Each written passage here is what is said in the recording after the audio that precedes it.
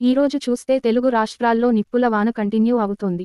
భానుడి బగబగలతో ప్రజలు విలవిల్లాడిపోతున్నారు. పలు జిల్లాల్లో ఉష్ణోగ్రతలు 46 డిగ్రీలపైనే రికార్డ్ కావడంతో జనాలు ఉక్కిరిబిక్కిరి అవుతున్నారు. మోస్తారు నుంచి భారీ వర్షాలు పడొచ్చని వాతావరణ శాఖ పేర్కొంటోంది. ఏ జిల్లాల్లో వానలు దంచి కొట్టనున్నాయో ఇప్పుడు తెలుసుకుందాం. ఎండాలకు వణికిపోతున్న ప్రజలకు వాతావరణ శాఖ చల్లటి కబురు చెప్పింది. రాష్ట్రంలోని పలు చోట్ల వర్షాలు కురిసే అవకాశం ఉందని తాజాగా వాతావరణ శాఖ తెలిపింది. మరో 2 రోజుల్లో వర్షాలు కురిసే అవకాశం ఉందని తెలిపింది.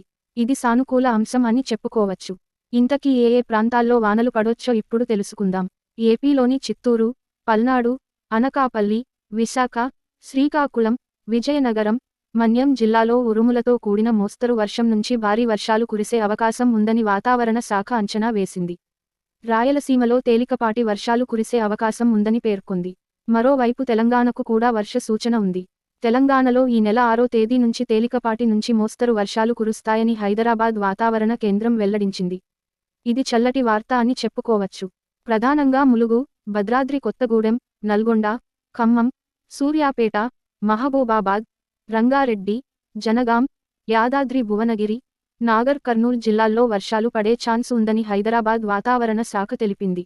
ఉరుములు, మెరుపులు ఉండొచ్చని, గంటకు 30 నుండి 40 మీ వేగంతో ఈదురుగాలులతో కూడిన వర్షాలు కురుస్తాయని వాతావరణ శాఖ పేర్కొంది. కాగా ఇప్పటికే పలు చోట్ల వర్షాలు కురుస్తున్నాయి.